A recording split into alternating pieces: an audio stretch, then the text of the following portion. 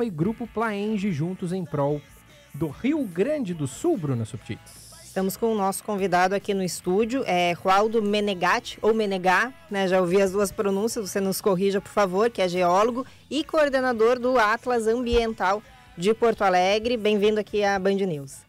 É um prazer estar aqui, Bruna, Rádio Ouvintes, na Band News, né? Um lugar muito aconchegante. Que bacana que gostaste daqui. Eu contei, né, quando a gente estava entrando aqui, que eu tenho apresentado o Atlas Ambiental para quem ainda não conhece, uma geração um pouco mais jovem, né? Ele já tem os seus 20 e poucos anos, né, de elaboração. 25? 25 anos, ó, um belo aniversário. E o Atlas de Porto Alegre, vou te pedir para introduzir contando um pouco isso, mas ele nos conta tudo sobre a cidade, a parte de formação dos terrenos, de como é a evolução geológica ao longo dos milênios, e fala muito sobre a condição, e aí eu vou pegar, é o assunto do mês, né? A gente fala sobre a situação de saneamento e de acomodação das águas do Guaíba e dos outros rios que também chegam a Porto Alegre de alguma maneira e influenciam na cidade. Conta pra gente como é que foi a elaboração, a ideia de elaborar um atlas, né? Foi uma demanda sua? Você teve a iniciativa ou foi convidado a fazer esse trabalho? Muito obrigado pela questão, Bruna, porque em 1994 nós iniciamos o Atlas. Eu recém era... 30 anos. 30 anos. Ele demorou 4 anos e 9 meses para ser feito. E eu era recém-ingresso como docente na URGS. A geologia naquela época estava em baixa. Eu olhava para os meus alunos e dizia o que eles vão fazer. e as questões ambientais estavam em voga. Estavam na época da Rio 92, da Agenda 21 da ONU. Né? Então, o meio ambiente estava em alta. E eu fui convidado para ser secretário adjunto da SMAN. E quando eu cheguei na SMAN, eu fui olhar a base de dados e ela era muito antiga. E eu disse, não, temos que atualizar todos os dados da secretaria para que ela de fato tenha influência na sociedade como um todo, com base científica em dados, né? Então, eu idealizei o Atlas Ambiental de Porto Alegre, que veio a ser o mais completo diagnóstico ambiental de um município jamais feito na literatura mundial. Olha só. Ele é uma obra de referência internacional, mais de 60 cidades no mundo, digamos, imitaram Porto Alegre, entre as quais, por Barcelona na Europa, Viena, Abu Dhabi e também aqui na América, né? Lima, Buenos Aires, São Paulo, etc. Grandes cidades com excelentes comunidades científicas, né? Viram no Atlas uma inspiração para entender o lugar em que vive como maneira de fazer uma gestão ambiental e, na atualidade, sobreviver. Eu vou até convidar já quem está nos ouvindo e tiver oportunidade agora, enquanto a gente conversa, mas se não puder, acessa depois, UFRGS, o site da URGS, né, ufrgs.br/atlas. Ali está a digitalização, que ela é recente, porque ele foi primeiro feito um documento físico com um CD-ROM, para quem quiser, eu tenho em casa, para quem quiser, o CD-ROM só, o Atlas não, para quem quisesse ali acessar, mas hoje ele está todo digitalizado, quem entrar na internet vai conseguir ver página por página em altíssima resolução, né? Sim, belíssimo trabalho que o pessoal da Fabico, lá da URGS, fez de documentação, fizeram uma escanerização de altíssimo nível, porque o Atlas impresso está esgotado e nós doamos, então, todos os nossos direitos autorais, né, para deixar ele aberto na internet. Consultem o Atlas, ele é magnífico e tem toda a informação que você precisa, desde 800 milhões de anos atrás, que são as rochas mais antigas de Porto Alegre, até os segundos atuais, onde se dá a mistura de gases, né, tóxicos que as cidades emitem na atmosfera. Tudo que você quer saber sobre Porto Alegre, tem mais de 3.300 entradas para você procurar, né? Quero saber qual árvore é predominante no meu bairro. Vai lá no Atlas, tem tudo. Que legal. Como é que a gente acha, assim, dá o passo a passo certinho, só para... Eu vou te mandar aqui, eu vou te mandar e aí você pode pôr na... Eu vou botar na live. Isso, pronto, foi o link. Boa. A minha dúvida sobre, assim, o trabalho especial, espetacular, que fica acessível para todos, principalmente para estudos, para quem realmente precisa se aprofundar no entendimento, isso é impecável. A minha questão vai mais, como é que a gente pode conscientizar quem toma decisões no poder público sobre a importância de observar esses estudos, para entender, por exemplo, eu vou fazer uma transferência de uma população de um lugar vulnerável para um lugar menos vulnerável? Porque sempre quando se faz esse tipo de movimentação, se pensa muito, claro, na parte social, ou na parte que pode gerar votos para aquele político, mas no longo prazo, se não se entender esse impacto, né, um impacto tanto do solo quanto da vegetação, ou um impacto hídrico que se tenha, porque Porto Alegre está cheio de veias de água por tudo que é lugar, como é que a gente conversa com o poder público? Olha, leia aqui esse material que nós fizemos aqui, que ele é muito importante, como é que se faz essa comunicação, né? Isso é uma coisa importante, né? Desde os princípios civilizatórios modernos, desde a Revolução Francesa e depois com Napoleão Bonaparte, que o conhecimento científico se tornou base essencial para a existência civilizatória dita ocidental. Tá? Quer dizer, daí a importância das universidades, da formação técnica, né? Porque ela é a base para dizer se um lugar é próprio ou não para habitar.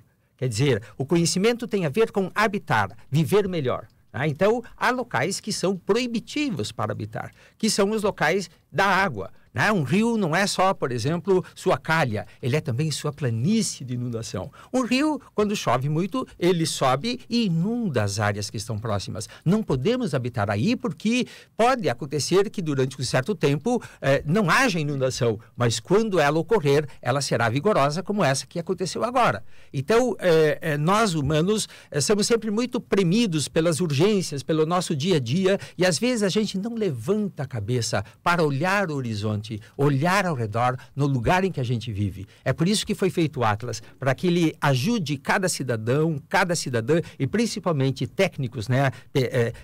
Quem tem a gestão do território na mão, para pensar o médio prazo, o longo prazo. Porque certas coisas na natureza, elas acontecem a médio prazo, a longo prazo, e quando ocorrem podem ser muito críticas. Aprendemos agora de novo. Né?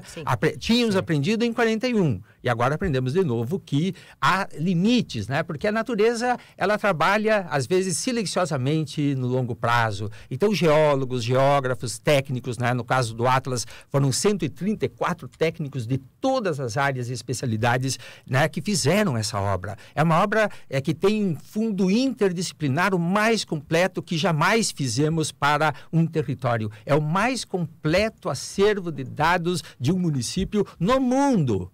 No mundo, né? Tanto que muitos nos seguiram, né? Fomos exemplo internacional, ganhamos premiações da ONU por conta disso, reconhecimentos internacionais de várias ordens, né? Porque realmente ele não só se prima pela quantidade de dados, mas porque também ele é muito amigável. Né? Quer dizer, crianças de 4 anos se deliciam vendo o Atlas, assim como pós-doutores. Sim, né? Eu estou com ele aberto aqui, não é um texto corrido de... E a gente está mostrando na live também. Oh, perfeito, aí o Giba não perde tempo. Ele tem textos curtos, chama atenção, e aí a gente consegue... Poxa, como você disse, eu quero saber aquele ponto específico, eu vou lá e leio aquele trecho. Eu já deixo a dica para quem quiser acessar nas páginas 177 e 178. Semana passada, a Fabrini e eu exploramos essa parte aqui do Atlas. A Fabrini já lhe entrevistou, né? Foi quem fez o convite para o senhor vir aqui. E a gente percebe que aqui já mostra quais são as áreas de Porto Alegre passíveis de inundação. Mostra aqui também o sistema de proteção de cheia, das comportas e dos diques aqui em Porto Alegre. E não é curioso que as áreas alagadas em Porto Alegre na cheia que nós tivemos agora em maio se sobrepõem a esse mapa aqui, onde já era indicado lá nos anos 90, 25 anos atrás, quando ele foi lançado, que aqui sim tinha potencial para inundar ou alagar em função de uma cheia do Guaíba, do Gravataí, do Jacuí, que são os que chegam aqui pertinho de Porto Alegre, né? Então, assim, sabendo disso, né, que análise você faz da situação que a gente está vivendo, né? Porque muito está se falando, olha, não se fez a manutenção adequada com o passar do tempo do sistema contra as cheias. Isso acho que já está meio que ponto passivo. Mas esse sistema, ele daria conta, de qualquer maneira, de proteger essas áreas que alagaram. Vamos pegar como exemplo ali Sarandi e Humaitá, que foram as principais, talvez, mas todo o contorno ali, vindo da Zona Norte para o centro, próximo ao Jacuí e ao Guaíba, e também aqui o entorno do centro, Praia de Belas e Menino Deus. Sim, Bruno, é muito interessante isso, né? Porque os dados todos estão aí. Não tem essa de, não sabia, não fomos avisados, porque toda essa documentação, inclusive, ela era dos técnicos da prefeitura da época. Então, o Atlas ele foi feito por cientistas e técnicos da Universidade Federal do Rio Grande do Sul, por técnicos da Prefeitura Municipal de Porto Alegre e do Instituto Nacional de Pesquisas Espaciais. Então, esses técnicos, na época do Departamento de Esgotos Pluviais, que trouxeram esses dados todos, né? Esse sistema de proteção contra inundações de Porto Alegre, embora o local sensível de Porto Alegre que habita, né, em termos de enchentes e inundações, esse sistema de proteção nos tornou bem menos vulneráveis. Né? Ele funcionaria perfeitamente, um sistema muito bem projetado, né? Com polders, com casas de bomba, ele é muito bem projetado. Agora, todo sistema requer manutenção, requer atualização. Não há um sistema que seja, digamos, para o todo sempre. Permanente, né? Permanente. Ele precisa ser mantido ao longo do tempo. Como nossas casas, né? Então, isso não houve, e aí foi, então, o problema, né? Sim, perfeito. Aqui o Giba está mostrando, quem quiser acompanhar ali na live, tem mais imagens do Atlas aqui de Porto Alegre. E aí eu até vou te pedir para comentar. O Gufo tem uma frase aqui desde o início do mês passado, né? Que toda... Como é que é, Gufo? Que toda catástrofe começa com um cientista sendo ignorado. Como é que você diz? Todo filme de catástrofe começa com um cientista sendo ignorado, né? Sim. Eu até acho que eu vou apontar aqui o professor Rualdo como esse cientista, no caso aqui de Porto Alegre, porque eu lembro de ter lido, alguns anos atrás, uma entrevista sua falando sobre o potencial de Porto Alegre ter as suas áreas de costa inundadas num processo de médio a longo prazo, com o que a gente está vendo a partir do aquecimento global e da elevação do nível do mar. Como é que a elevação do nível do mar vai atingir Porto Alegre? O senhor pode nos explicar?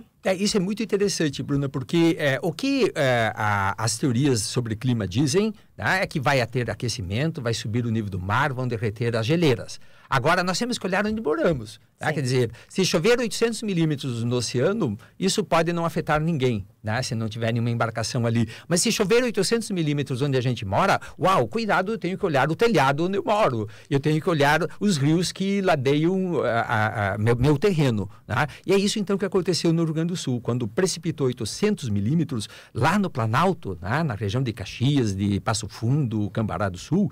Essas águas desceram por rios muito profundos que nós não fazemos ideia. Nós não temos interiorizado na nossa cultura gaúcha, né, que nós temos rios profundos aqui, que você só encontra em regiões de montanhas, né? Lá nos Andes, eu fiz muitas expedições para lá, e lá você vê essas torrenteiras, eles chamam lá. Então, essa água verteu toda e ela se acumula como um funil aqui em Porto Alegre. Né? E aqui em Porto Alegre, então, tem outro elemento fantástico, que essas águas encontram os lagos. Nós somos uma região costeira no nível do mar, em que se situam 4 lagos fantásticos, né? Que é o Lago Guaíba, a Lagoa do Casamento, a Laguna dos Patos e a Lagoa Mirim. E a Lagoa dos Patos, então, ela desemboca no mar, ela tem ali um exutório, a gente chama, né? Ora, quando o nível do mar está alto, quando ocorrem tempestades, não tem escoamento da Laguna dos Patos, isso são vasos comunicantes. A água escoa por cima, extravasa. Então, essa água que conflui dos rios para Porto Alegre, né, e chega no Guaíba, ela não extravasa porque lá está uma maré de tempestade. Então, acontece aqui essa impressionante acumulação de água, né, nós chamamos de um lago de inundação, que nessa enchente ele teve 800 quilômetros quadrados de área, né? Quase o dobro do Lago Guaíba e o dobro da área do município de Porto Alegre. Né? Então, moramos num lugar sensível. Atenção! Né? É preciso ser muito criterioso para morar ali. Isso já diziam nossos antigos, que fizeram, né, depois de 41, um sistema de proteção para seus filhos e netos, né, que nós, né, nessa geração, então, não cuidamos. Quer dizer, alguém não cuidou, né, e que, então, trouxe menor vulnerabilidade, digo, para Porto Alegre. Né? Porto Alegre não seria tão vulnerável assim se tivesse o sistema de proteção. Aliás, tô lendo aqui no Atlas, Guaíba, em Tupi-Guarani, significa o encontro das águas. E, portanto, é um lago.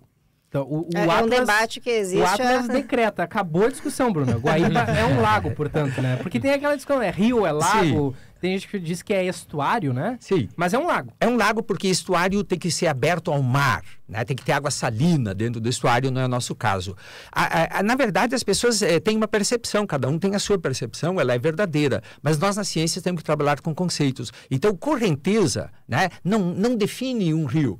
Tá? Por quê? Porque lagos têm correnteza, oceanos têm correnteza. Veja que o rio Nilo desemboca no Mediterrâneo, uma quantidade enorme de água. Se o Mediterrâneo não extravasasse para o Atlântico, ele inundaria a Europa e a África. Né? Então ele extravasa, ele tem correntezas. A Laguna dos Patos tem correnteza. Quer dizer, a água que passa aqui por Porto Alegre, ela passa pela Laguna dos Patos e sai em Rio Grande. Isso é preciso uma corrente para levar. Então correnteza não é sinônimo de rio. Sim, na frente da usina do gasômetro, né, há uma corrente de extravasamento, né, porque ali está um delta.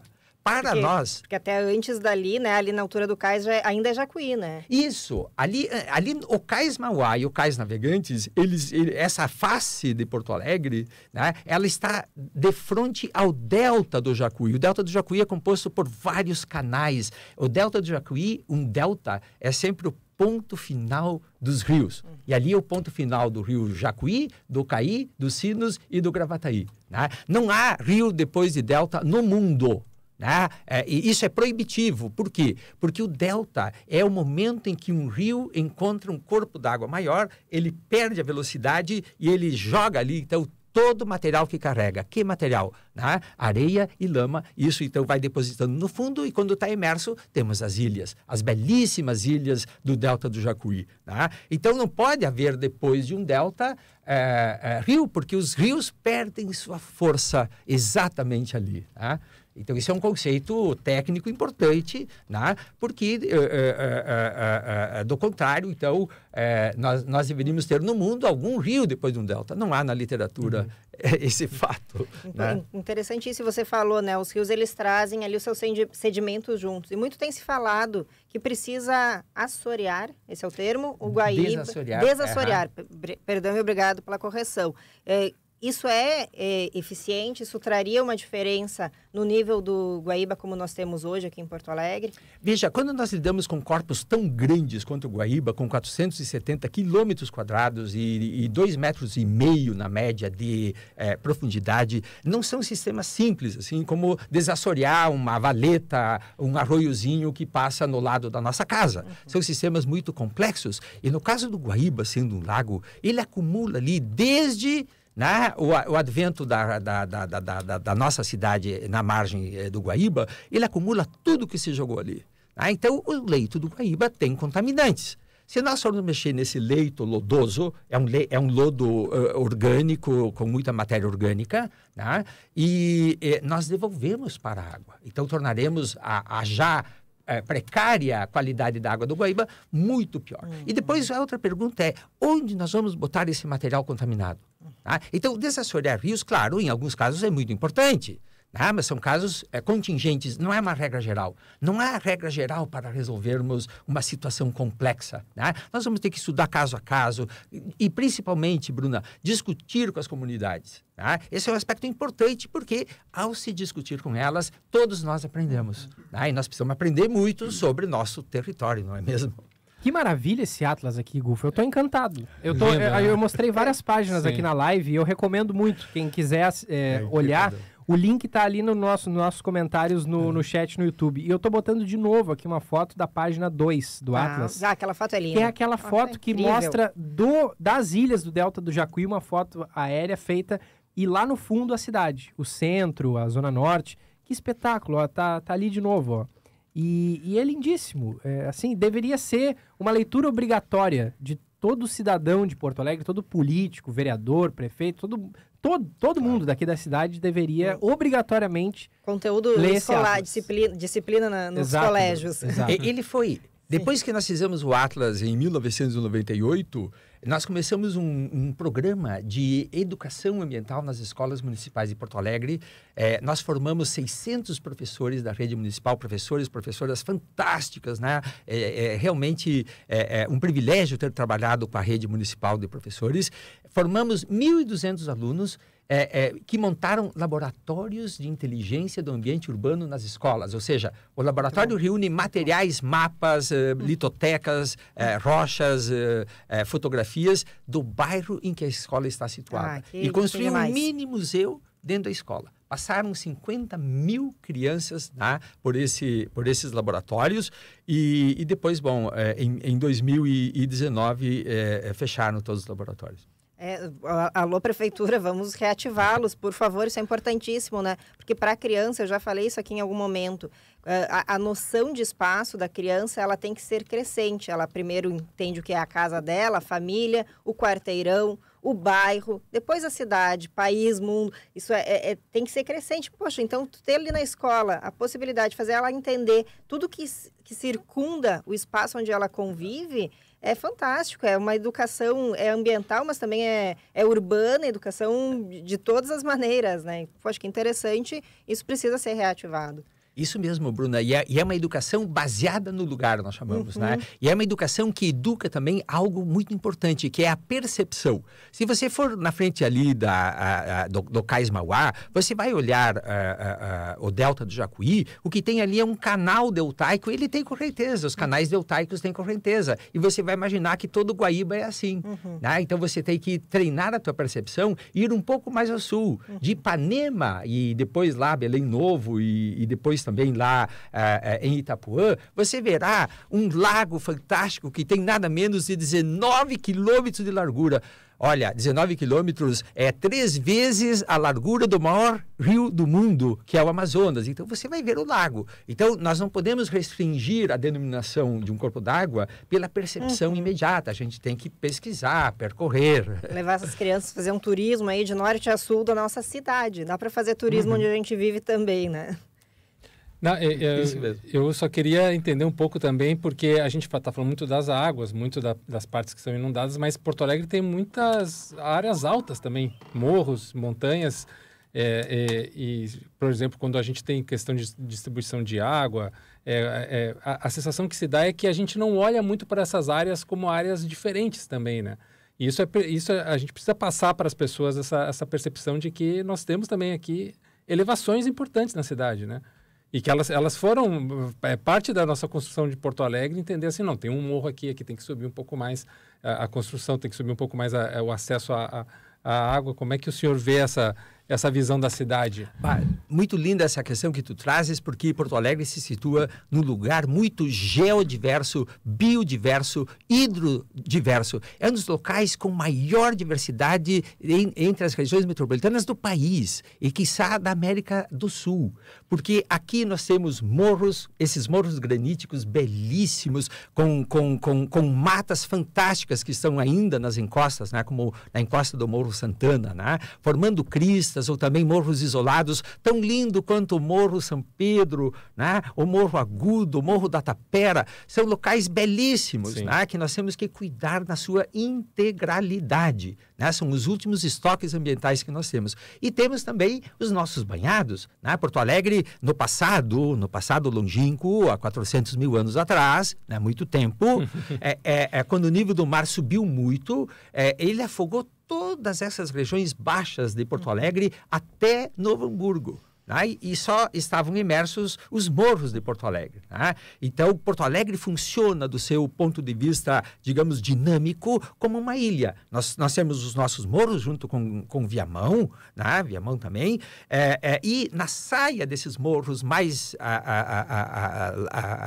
distantes estão banhados, como o banhado grande ali em Gravataí, o banhado dos Pachecos, toda a várzea do rio Gravataí, no norte de Porto Alegre, né? E também no sul, lá no Lami, ali são terraços e banhados lacustres. Né? Então, Porto Alegre tem... A área ali da Fazenda do Arado também entra nessa conta? Sim, a Ponta do Arado, esses banhados costeiros, todos eles são muito importantes. Então, Porto Alegre e toda a região metropolitana não entendeu muito bem na sua ocupação, né, o lugar que estava ocupando. Veja que na compreensão europeia, da Península Ibérica, que é um lugar seco, espanhóis e portugueses, quando eles vieram para cá, eles continuaram construindo casas, né, sem porão, sem elevar do chão. Então, as nossas casas em Porto Alegre são úmidas por isso.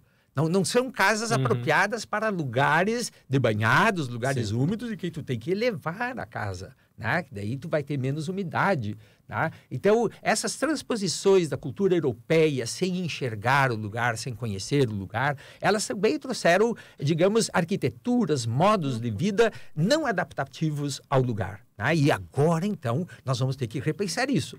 Né? Então, por exemplo, ali é possível habitar o delta do Jacuí. É um local muito crítico, né? Mas também não vamos pensar que vamos remover todo mundo, isso não existe, né? Nós temos que pensar em adaptação, como, por exemplo, palafitar, né? Nós temos que pensar outras estratégias que sejam, digamos, viáveis socialmente, economicamente e que não desestruturem a sociedade. A pior coisa, né, num navio que está com problemas é, digamos, navegadores desorientados em caos. Isso é a pior coisa que pode nos acontecer, né? Nós temos que pensar que a estruturação da sociedade sempre é a coisa mais importante, porque é ela que garante a segurança de todos. Né? Para a gente fechar, só porque chegou aqui uma mensagem agora da Laura na live no YouTube, Laura Rangel, ela diz aqui, o que fazer para prevenir, né? Hoje ela diz aqui, ainda tem água nas ruas do bairro Praia de Belas. E eu pergunto, Rualdo, Porto Alegre, do jeito que está hoje, construída dessa forma, com aterros ali na maioria das áreas que alagaram, é possível, o senhor acha que é possível hoje haver um sistema robusto, tudo certo para que possa chover o que chover, a gente não ter um problema tão grande como está tendo? Veja, a primeira questão, né, é sermos menos vulneráveis. Com isso, nós temos então o sistema de proteção contra inundações que está na cota 6, talvez tenhamos que fazer na cota 8. Tá? As chuvas que virão no século serão mais fortes que essa. Tá?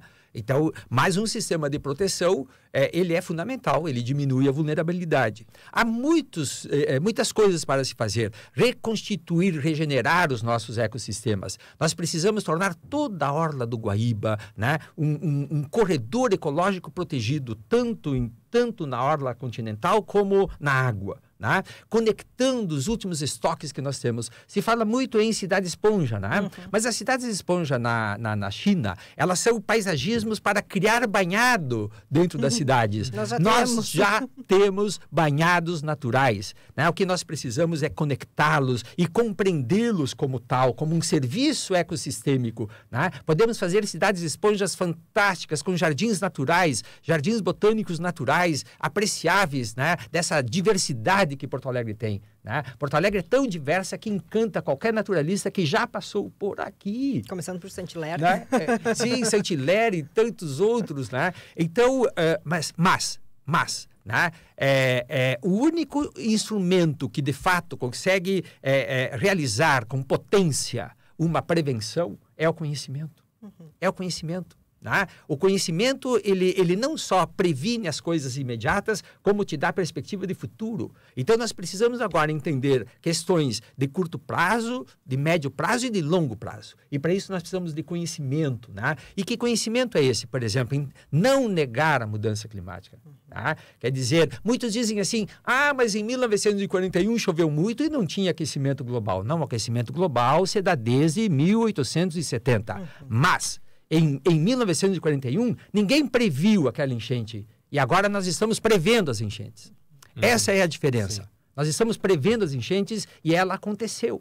Eu estou, desde 2004, quando o furacão Catarina se abateu na costa do Rio Grande do Sul, em Torres Catarina, e bastante, no sul de Santa Catarina, que eu estudei a vulnerabilidade de Porto Alegre. Porque eu percebi que se esse furacão tivesse, digamos, desviado sua rota 10 quilômetros mais ao sul, ele teria entrado em Porto Alegre e toda a região metropolitana. E ali eu olhei e disse, uau, o que aconteceria se tivesse ocorrido isso? E aí eu vi, então, a vulnerabilidade de Porto Alegre, né? Desde 2004. Então, a diferença de 41 para 2024 é que nós estamos prevendo o que vai acontecer. Em 41, ninguém previa. E nós estamos prevendo ainda, né, que vão acontecer outras inundações. Então, essa tua pergunta, né, quer dizer, nós temos que ter um sistema de proteção conhecido por todos, treinado, sistemas também de defesa civil, né? Que sejam de conhecimento público, que as pessoas tenham consciência, e isso tudo se faz com conhecimento, né? Por isso o Atlas Ambiental de Porto Alegre, visionário, Sim, em 98. Sim, sem dúvida. 94, né? Sim, até ficar pronto. Isso mesmo. Então, perfeito. Aqui dá até dó de encerrar essa entrevista, mas a gente tem tempo, o programa logo encerra também. Professor Roaldo, muito obrigado por estar aqui, por essa conversa. Acho que te chamaremos em outros momentos aí. A gente tem assunto, dá para explorar cada capítulo do Atlas aí. E também fica aí à disposição para as suas considerações finais, se quiser encerrar. Mas muito obrigada. Eu agradeço muito aqui o espaço da Band News de conversar com vocês, muito aprazível, né? O Atlas Ambiental certamente foi uma das coisas muito inteligentes que nós fizemos na cidade de Porto Alegre, fruto também da nossa coletividade, do nosso sentido de comunidade. Esse é um desafio para a ciência contemporânea, né? A ciência contemporânea precisa hoje estar onde o povo está, né? E também, né, onde as pessoas decidem a vida dos outros, né? Nossos vereadores, nossas equipes na prefeitura e no governo e nos governos, né? O conhecimento é sempre o melhor aliado. Perfeito. Muito bem, excelente. Obrigado. Já voltamos com mais Band News Porto Alegre.